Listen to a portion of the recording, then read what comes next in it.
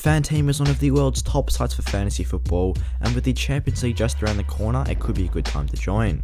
They currently have a Champions League group stage tournament with over €250,000 in prize pools, with €50,000 awarded to first place. It is a €20 entry fee and it does start on the 14th of September, but the top 1,250 managers do win prizes. The rules are on screen now, you can pause to see those in more detail, but remember you have to sign up by the 14th of September.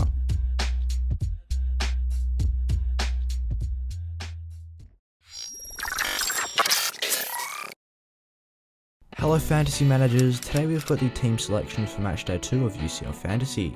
In today's video we'll look over how we got on to matchday 1, discuss some transfer plans, and then look ahead to how the team is lining up for matchday 2.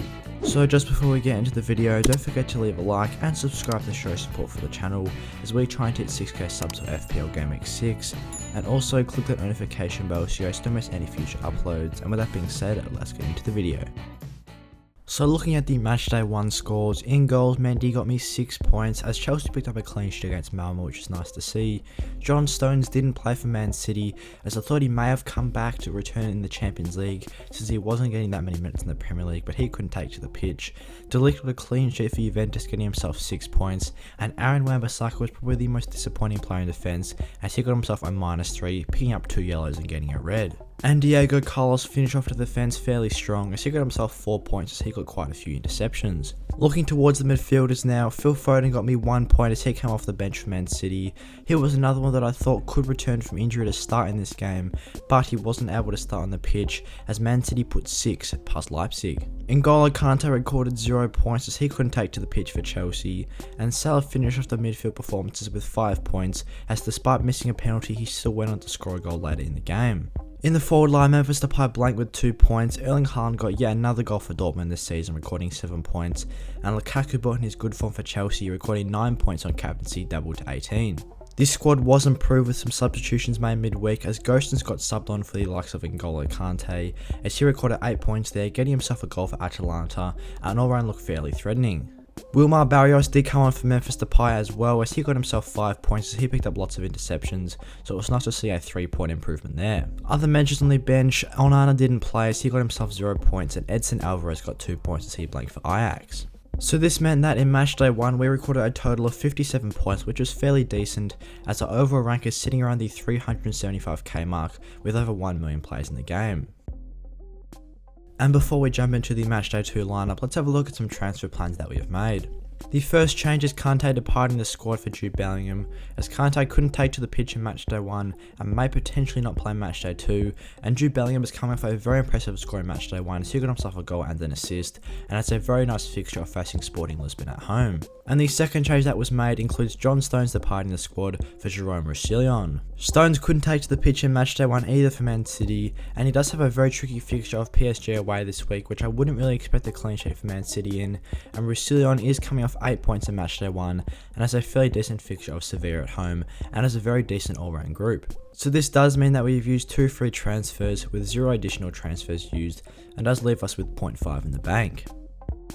So with these transfers in mind, let's have a look at how the team lines up for matchday 2. Mendy remains the starting keeper as despite having a fairly tricky fixture of Juventus away this week, we all know how solid Chelsea's defence is, that they have recorded 4 clean sheets in their first 5 matches in the Premier League and also got themselves a clean sheet in the Champions League as well.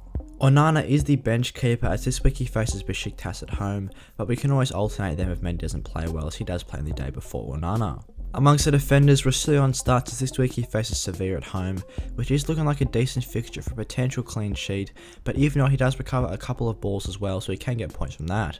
De Ligt faces Chelsea at home this week, which is a tricky fixture. I'm not necessarily expecting a clean sheet, so we can always sub him off, and Gostens has a very nice fixture this week of facing the Young Boys at home.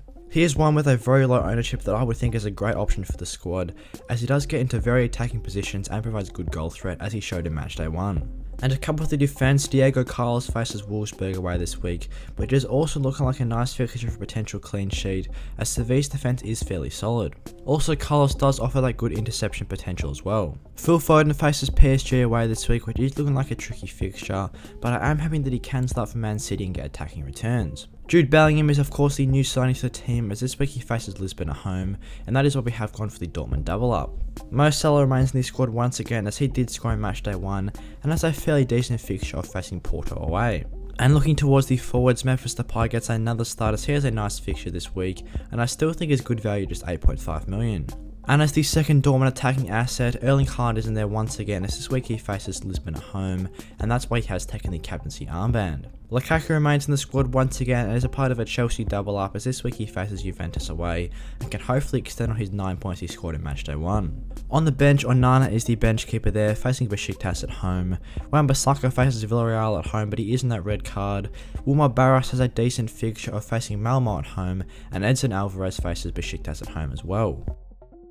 So that's all I've got for today for the Matchday 2 team selection of UCL Fantasy. I hope you guys enjoyed the video. If you did, give it a like and subscribe to show support for the channel, as we're trying to hit 6k subs by Game Week 6.